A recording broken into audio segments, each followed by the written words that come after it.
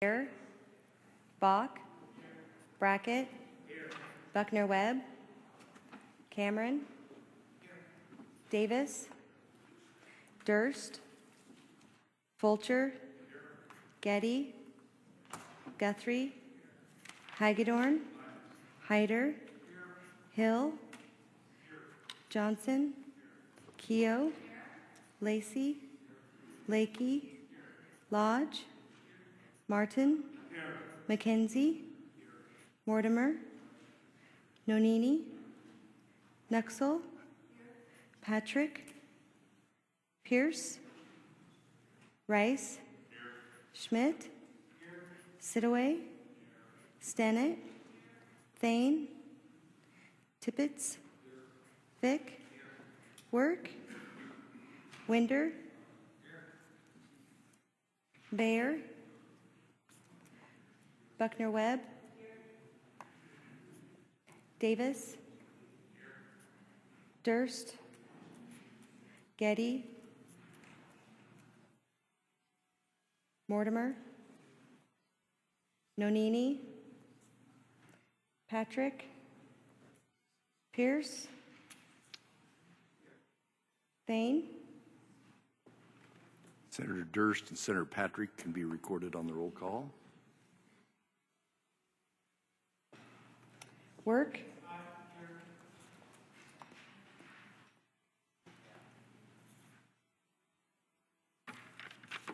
Roll call shows 29 present, 6 absent, excused, quorum being present. Senate's in order. Senate is at the 5th order of business. There is no further business in the 5th order, Mr. President. Senate will advance the 6th order of business. Reports to Standing Committee. Senate's at the 6th order of business. February 19th, 2013, the Judiciary and Rules Committee reports that Senate Bill 1009 has been correctly enrolled. Lodge Chairman. President has signed Senate Bill 1009, and it will be transmitted to the House for the signature of the Speaker. Senators Nonini and Senators Pierce will be recorded and present at this order of business. And Mortimer. And Senator Mortimer. February 19th, 2013, the Agricultural Affairs Committee reports it has had under consideration the gubernatorial appointment of H. Norman Wright to the State Soil and Water Conservation Commission, term to expire July 1st, 2017. The committee recommends that said appointment be confirmed by the Senate. Bear, Chairman. Report of the Agricultural Affairs Committee will refer to the 10th order of business and held for one legislative day. February 19th, 2013, the Finance Committee reports out House Bill 166 and House Bill 174 and recommend that they do pass. Cameron, Chairman. House Bills 166 and 174 will be referred to the 12th order of business, second reading. February 19th, 2013, the Transportation Committee reports out Senate Bill 1065, 1081, and Senate Bill 1083 and recommend that they do pass. Brackett, Chairman.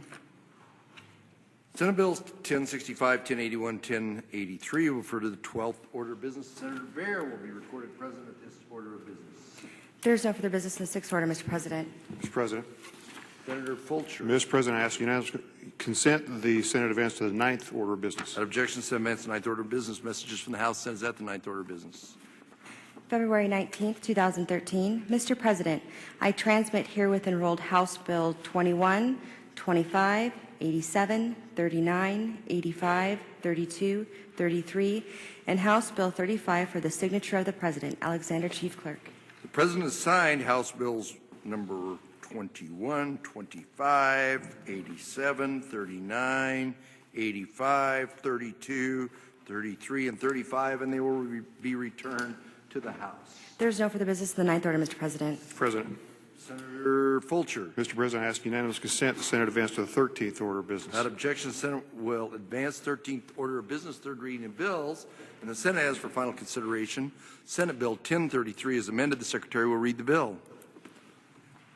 In the Senate, Senate Bill number 1033 as amended by Judiciary and Rules Committee, an act relating to conservators and powers of attorney, to provide that responsibilities relating to an agent's accountability to certain fiduciaries and principals shall also apply to appointed temporary... Mr. President. Senator Vick. Thank you, Mr. President. I ask unanimous consent that further reading of Senate Bill 1033 be dispensed with and that the journal show it has been read the third time at length, section by section, and placed before the Senate for final consideration. Hearing no objections, Senator Vick is recognized to open debate. Thank you, good senators. This bill amends a short section of law dealing with the nomination of a conservator and is designed to solve a problem that in many cases, both with a temporary or permanent appointment, the existing financial power of attorney would change assets, transfer assets, create debt, and otherwise make financial decisions in direct opposition to the appointed conservator. In many cases, the appointed conservator did not even know that the financial power existed until after the financial power of attorney agent has acted. Many of the actions of the power of attorney agent created major financial problems for the conservatorship and therefore for the protected person. Sometimes those problems were insolvable. In some cases, the protected person had signed the power of attorney without understanding what it was and without intending to have the agent make changes in the protected person's finances.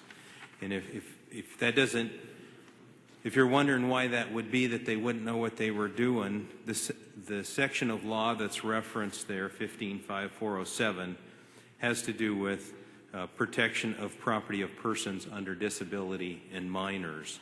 And so they may not, in fact, know what they're signing. So this bill solves that problem by providing that appointment of a temporary or permanent conservator terminates the power of attorney. The conservator can serve copies of the appointment on banks and other entities holding assets of the protected person to prevent any further action by the power of attorney agent and thereby preserve the assets until final hearing by the court.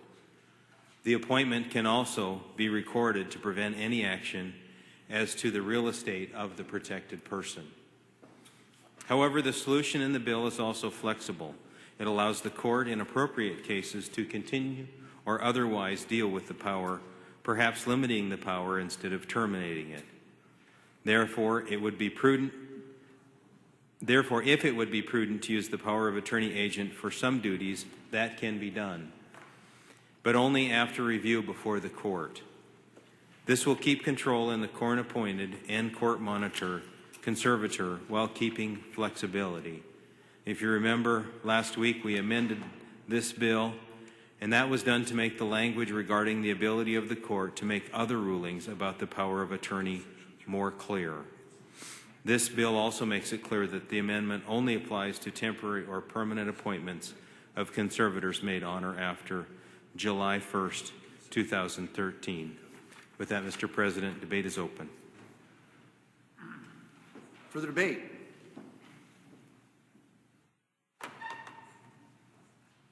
Hearing no further debate, Senate will be the subject. So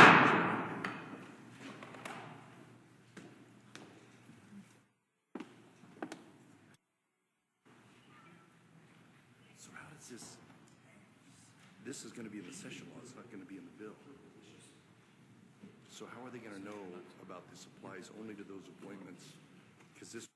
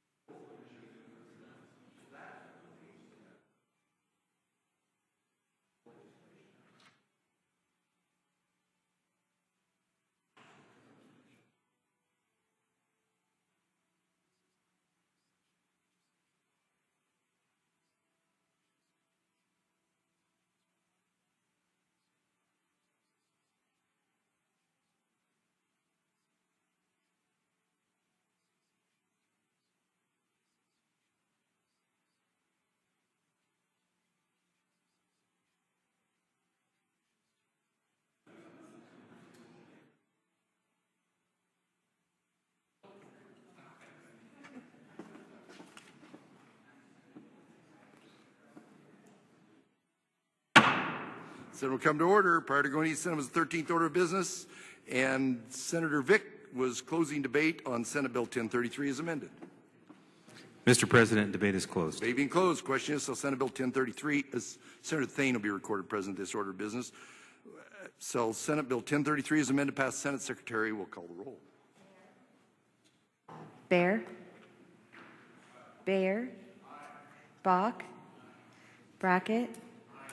Buckner Webb. Cameron. Davis. Durst.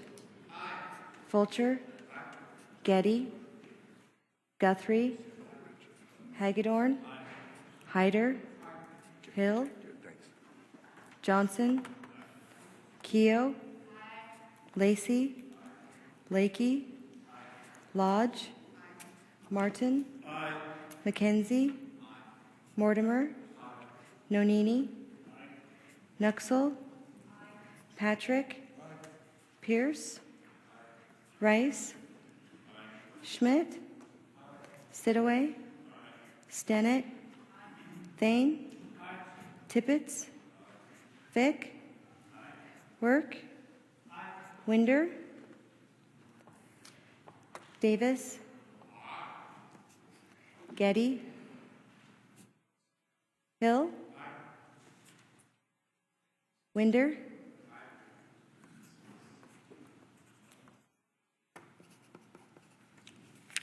Roll call shows 34 ayes, no nays, one absent, excused. Majority haven't voted in the affirmative. Senate Bill 1033 is amended, is passed the Senate. The corrections title, hearing none, the title is approved. Senate Bill 1033 is amended, will be transmitted to the House. Senate now is for final consideration. House Bill 115. The Secretary will read the bill.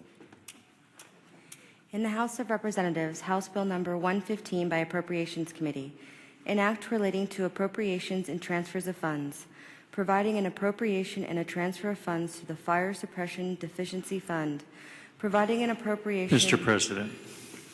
Senator Johnson. Thank you, Mr. President. I ask unanimous consent that further reading of House Bill 115 be dispensed with, and the journal show that it's been read the third time at length, section by section, and placed before the Senate for final consideration.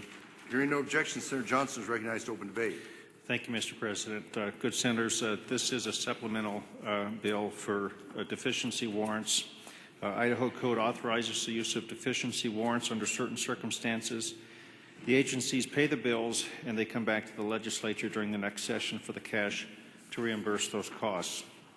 This bill transfers a total of $6,390,700 from the general fund to 3 deficiency warrant funds for fiscal year 2013 as follows. The Idaho Department of Lands has a negative ending balance of $6,013,200 in the fire suppression deficiency warrant fund at the end of fiscal year 2012. This appropriation retires that deficiency warrant. The Idaho Department of Agriculture issued deficiency warrants that included $40,600 for an exotic pest survey and $308,800 for potato cyst nematode survey and treatment. As a result, JFAC appropriated $349,400 from the general fund to transfer into the Pest Control Deficiency Fund. These are the actual costs incurred by the department for fiscal year 2012. The military division paid costs associated with the cleanup of hazardous materials incidents throughout the state that totaled $70,000. Of that amount, $22,700 was paid by the responsible parties involved, and $47,300 was paid by the issuance of deficiency warrants. However, an additional $19,200 was later recovered after the issuance of those deficiency warrants, leaving a deficit of $28,100. This appropriation retires that remaining deficiency. With that, Mr. President, debate is open. For the debate. Hearing no further debate, Senator Johnson recognized closed debate. Thank you, Mr. President. Debate is closed. Question is, House Bill 115 pass the Senate. Senator Winder. Thank you, Mr. President. I ask unanimous consent the roll call vote used for the passage of Senate Bill 1033 as amended be now used for the passage of House Bill 115. Hearing no objection, roll call shows 34 ayes, no nays, one absent, excused. Majority haven't voted in the affirmative. House Bill 115 passed the Senate. The correction title. Hearing none, the title is approved, and House Bill 115 will be returned to the House. Senate now is for final consideration. House Bill number 40. The Secretary will read the bill.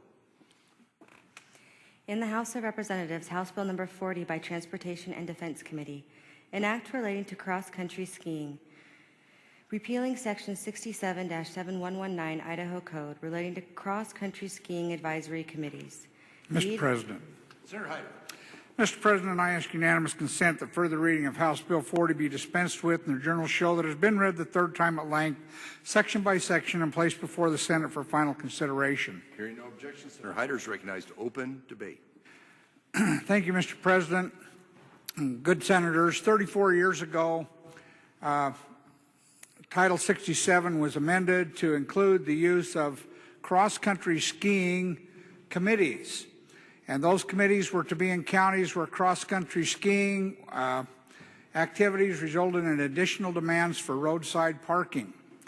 Evidently, that their need has gone by the board, and now we are requesting that we repeal Section 67-7119 of Idaho Code, dealing with the need to form or have a cross-country skiing advisory committee in the county. With that, Mr. President, the debate is open. Evening opens for further debate on House Bill 40. Hearing no further debate, Senator Hyder is recognized to close debate. Thank you, Mr. President. The debate is closed. Debate being closed, the question is, so House Bill 40 passed Senate. Senator Winder. Thank you, Mr. President. Wasn't even standing yet when you recognized me, but I appreciate that. I would ask unanimous consent the roll call vote used for the final passage of Senate Bill 1033 as amended be now used for the passage of House Bill 40. Hearing no objection, roll call shows 34 ayes, no nays, one absent. Excused, majority haven't voted in the affirmative. House Bill 40 passed Senate. Are there corrections? Title. Hearing none, the title is approved. House Bill 40 will be returned to the House. The Senate now has for final consideration House Bill 81. The Secretary will read the bill. In the House of Representatives, House Bill Number 81 by Education Committee, an act relating to procuring and purchasing by certain institutions of higher education. Mr. President. Senator Buckner Webb. Mr. President, I ask for unanimous consent that further reading of House Bill 81 be dispensed with and the journal show it has been read the third time at length, section by section, and placed before the Senate for final consideration. Hearing no objection, Senator Buckner Webb is recognized to open debate. Mr. President, this legislation comes to us from the State Board of Education. House Bill 81 removes a sunset clause that allows the public institutions of higher education to continue to have discretion under the direction of the State Board of Education for all items not relating to statewide purchasing contracts. During the 2010 session, legislation was passed to eliminate duplication of efforts in the state purchasing system that existed between the Division of Purchasing and the university and college purchasing departments. Duplicative oversight between the institutions and the Division of Purchasing was eliminated. The time that was previously spent brokering communication between the Division of Purchasing and customers has been redirected to process improvement and proactive customer service. Not only was efficiency improved, but clarity and accountability and improved customer service was achieved. The original legislation included a sunset clause to provide for a review to ensure the new processes operated successfully. After review of 3 years of purchasing practices under this legislation, it is the consensus of all parties involved that the sunset clause should be removed to continue the efficiencies gained for the state. This legislation relates to complicated and expensive purchases that the university's purchasing staff is in the best position to execute. I ask for your affirmative vote.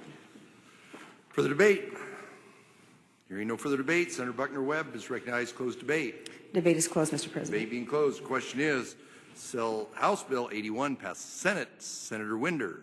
Thank you, Mr. President. I ask unanimous consent the roll call vote used for the passage of Senate Bill 1033 as amended be now used for the passage of House Bill 81. Hearing no objection, roll call shows 34 ayes, no nays, one absent. Excused, majority haven't voted in the affirmative. House Bill 81 is passed the Senate. Are there corrections to the title? Hearing none, the title is approved. House Bill 81 will be returned to the House. Senate now has for final consideration House Bill 84. The Secretary will read the bill.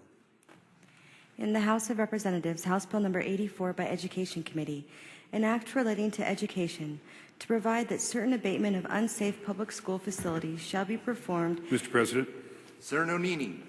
Thank you, Mr. President. I ask unanimous consent that further reading of House Bill 84 be dispensed with and the journal show it has been read the third time at length, section by section, and placed before the Senate for final consideration. Hearing no objection, Senator Nonini is recognized to open debate. Thank you, Mr. President and Senators. The proposed changes outlined in House Bill 84 amend the statute related to the Public Schools Cooperative Funding Program, Section 33909 Idaho Code, to specify that all projects approved under this statute remain under the purview of the program's panel until finalized. The proposed change clarifies that it is the Division of Building Safety that performs the regular permitting, plan review and inspection, and certifies the building for occupancy. Once a certificate of occupancy has been granted, the responsibility for the safety and the compliance of the building is returned to the local jurisdiction. In 2006, Senators, the legislature established an ongoing state-funded system for the repair or replacement of unsafe school facilities when school districts are unable to fund the projects themselves. For those that have been around a few years, you'll probably remember this was based on a Supreme Court ruling. The Supreme Court ruled that the state, the legislature, wasn't upholding their constitutional responsibility to provide for safe schools, but did not give us a remedy. They left that up to us. And so this statute was created. It's been used only once since 2006, and that was up at the Plummer-Worley School District, where an elementary school was condemned.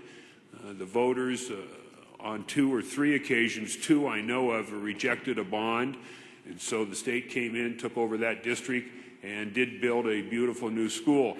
Having used that statute once, they've realized some issues and wanted to correct it. And so what you have before you is some amendments to that statute and would make it cleaner going forward, hopefully never to be used again, but in case it needs to be, the bill is properly before us. Debate is open, Mr. President. Debate. House Bill 84. Hearing no further debate, Senator Onidi is recognized to close debate. Debate is closed. Debate being closed. Question is, House Bill 84 passes Senate. Senator Winder. Thank you, Mr. President. I ask unanimous consent the roll call vote used for the passage of Senate Bill 1033 as amended be now used for the final passage of House Bill 84.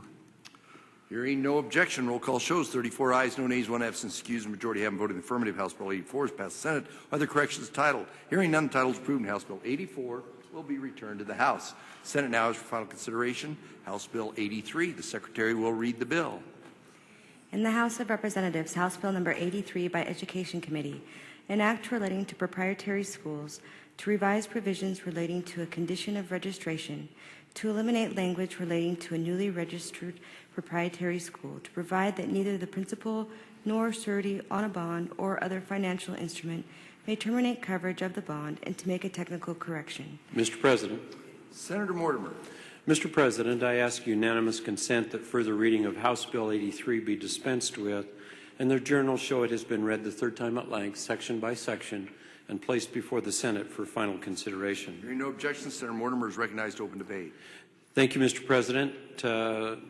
Good Senators, this is the last of the, I think, one of the last of the cleanup bills brought by the State Board. And this proposed changes in House Bill 83 would allow a proprietary school greater flexibility in establishing a surety bond as required by Section 332406 of the Idaho Code. This bill applies only to proprietary schools. A proprietary school is a non-degree granting private for-profit school. This bill allows alternative financial instruments to be used in place of or in conjunction with a surety bond. Such alternative financial instruments must be of equal value to the security bond requirements. With changes in the insurance market, schools were having difficulty meeting the requirement. This allows schools more additional options to manage the insurance requirement to guarantee the performance of the school.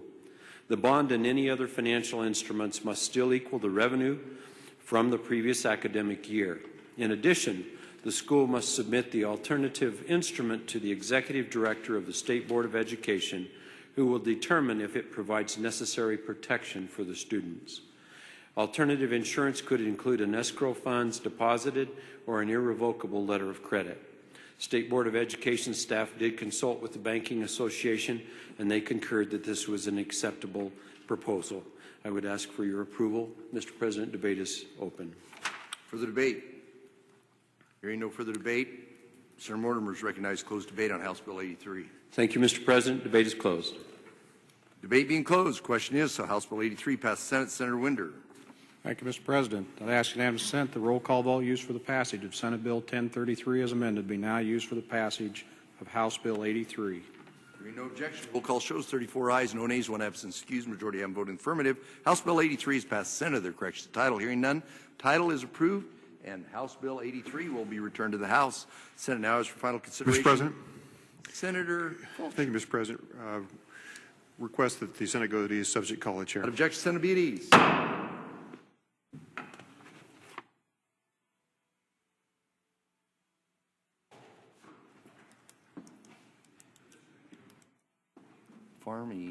Pharmaceutical. This is a big one.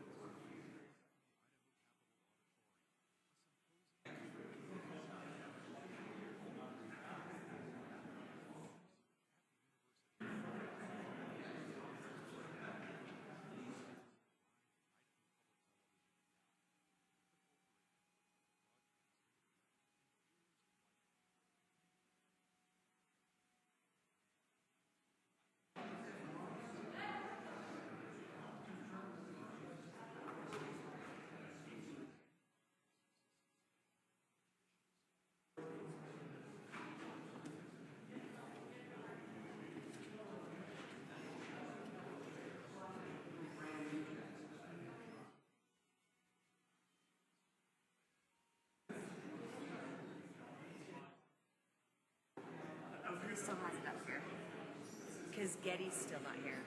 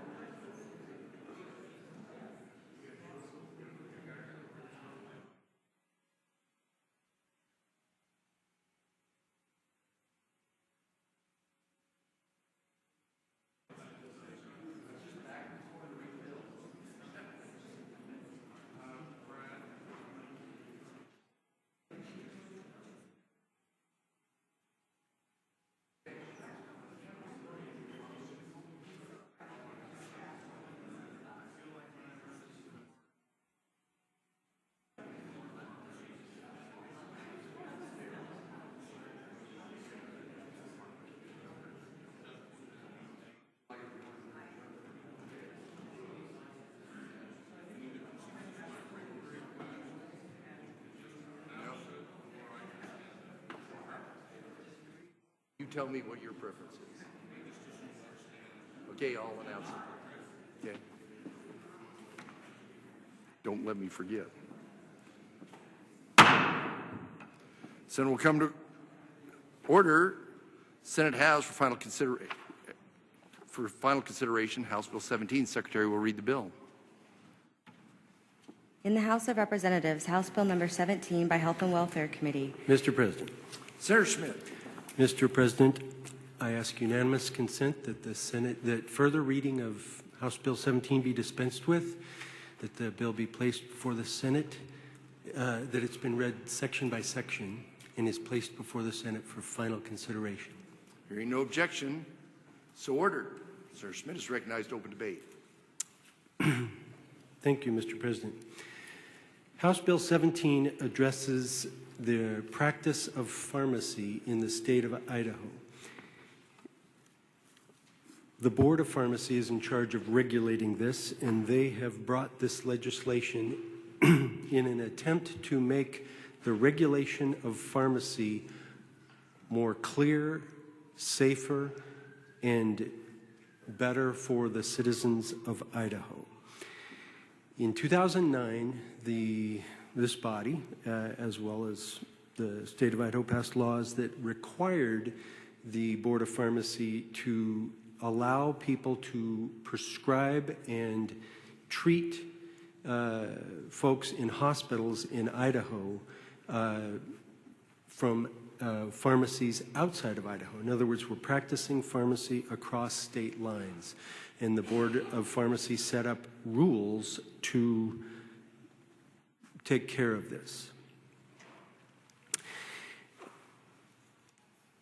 This was called telepharmacy across state lines. Now, for you to understand what that means, a pharmacist located in a Utah hospital would conduct a review of prescribing medications in an Idaho hospital, and this was often done electronically for a small rural hospital in Idaho prior to the administration of the drug. This allowed for pharmaceutical review of the application of drugs instead of the review being done at a later date by a pharmacist in Idaho. The Board of Pharmacy was very hesitant to support such cross-state practice, but after reviewing it since 2009, they now believe that this is superior treatment for public safety. As opposed to, in absence of passing this bill, we wouldn't be able to fully support this. And indeed, now that we have started doing this, there are just 2 Idaho hospitals who get telepharmacy across state lines. In the year in which they were starting to look into doing this bill, the board continued to receive requests and presentations to practice pharmacy across state lines into the state of Idaho, such as Walgreens, Envision RX, etc. They had 2 notices posted for intent to promulgate rules, and they took public testimony at 3 hearings, and they received 11 pieces of public comment during this 21-day public comment period, just in October.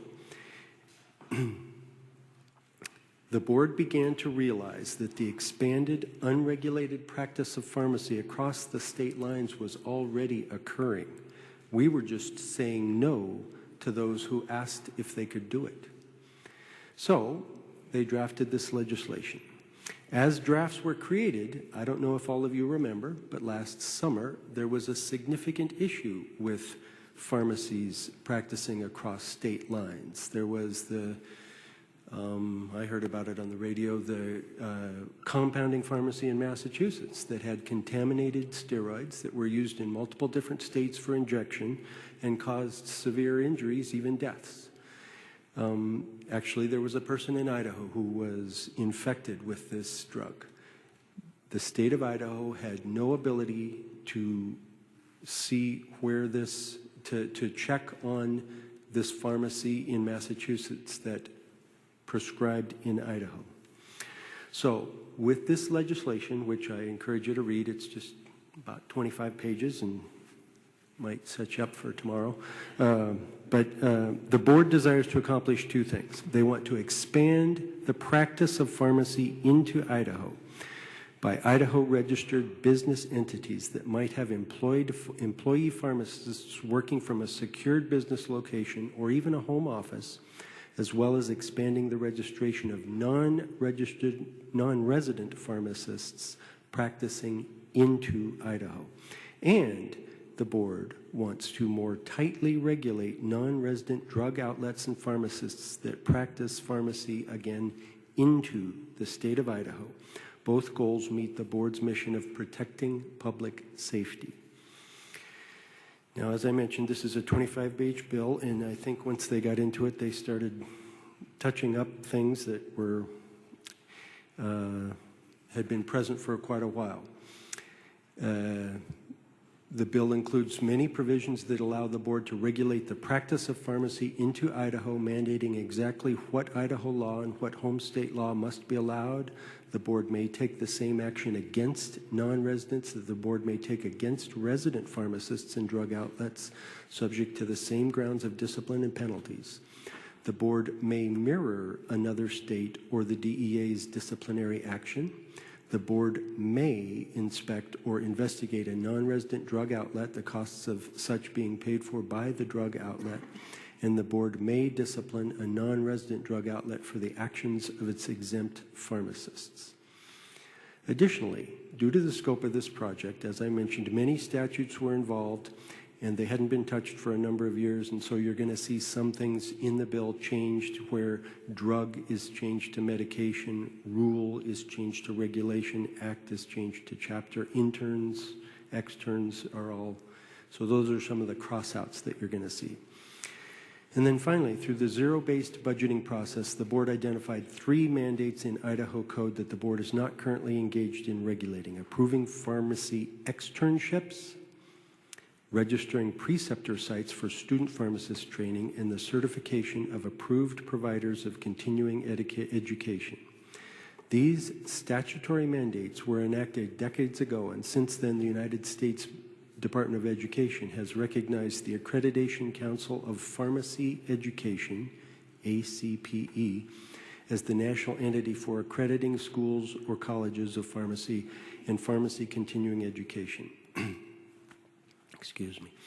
As ACPE credits continuing education providers in their programs, requires accredited schools or colleges of pharmacy, such as Idaho State University, to oversee externships and preceptor sites, the board is requesting that you also approve changes to pertinent sections of Idaho code that were not originally part of this non-resident project, thus releasing the board from such duplicative state or federal mandates.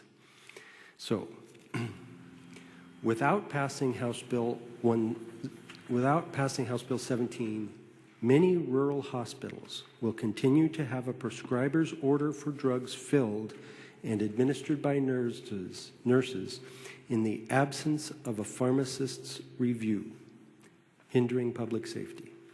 Without the passing of House Bill 17, we will not be able to address the next problem that we may get from the example that I gave you of the New England Compounding Center. Currently, there are at least a dozen similar non-resident operations that are also Idaho registrants that other states have filed complaints against in the wake of the New England Compounding Center's tragedy. Our law currently mandates that we send the Board of Pharmacy notice if we have issue with an out-of-state service pharmacy. If the other board conducts an investigation within 45 days, we live with their decision. If they do not conduct an investigation within 45 days, and there exists serious physical or psychological damage to an Idaho resident, then we can initiate our own investigation.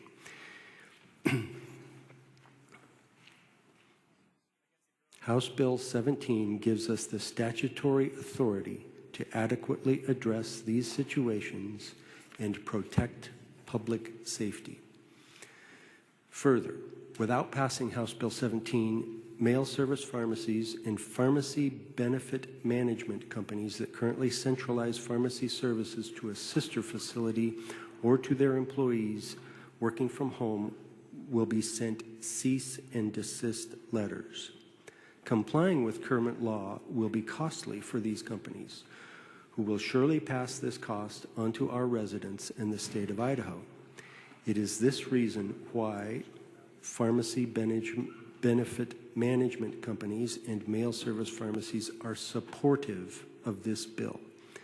And it strikes the entire out-of-state Mail Service Pharmacy Act and merges it into the Idaho Pharmacy Act, even though it places more mandates upon them.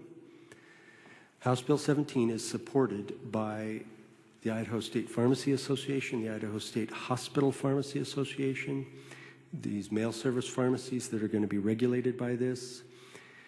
At this time, I am not aware of any opposition to it, and there has been significant negotiation amongst all these entities. I'm sorry if this has taken a while, but I encourage you to look at this carefully, see if you have any concerns. Debate is open. Debate. Hearing no further debate, Senator Smith is recognized to close debate. Debate is closed. Debate being closed. Senator Davis has declared a conflict and will be recorded in the Journal, and he will be allowed to vote. Senator Winder.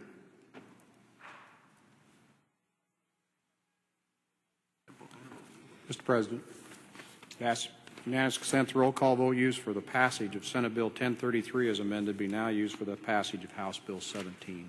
Hearing no objection, roll call shows 34 ayes, no nays, one absent excused. Majority haven't voted in the affirmative. House Bill 17 passed Senate to the correction title. Hearing none, title is approved. House Bill 17 passed Senate. Senate now has final consideration. Mr. President. I just couldn't help myself. Senator Fulcher.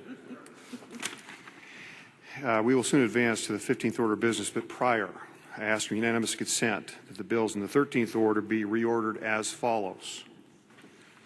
Senate bills, followed by House bills, followed by Senate Bill 1042. Hearing no objection, the 13th order of business calendar will be so reordered. Senator Fulcher. Thank you, Mr. President. I ask unanimous consent that the Senate advance to the 15th order of business. Without objection, Senate advance 15th order of business. Miscellaneous business. Senate's at the 15th order of business. Thank you, Mr. President. Senators, we will soon adjourn to the hour of 10:45 a.m. tomorrow. I ask if there is introductions or announcements. Announcements. Mr. President. Senator, I still have, Senator, I still have 4 tickets for tonight's program left. Senator Fulcher. Thank you, Mr. President. I move that the Senate adjourn to the hour of 10:45 a.m. tomorrow. I second the motion. Been moved. Senate adjourned till 10:45 tomorrow. All in favor say aye. Aye. Opposed nay. The ayes have it. We are adjourned.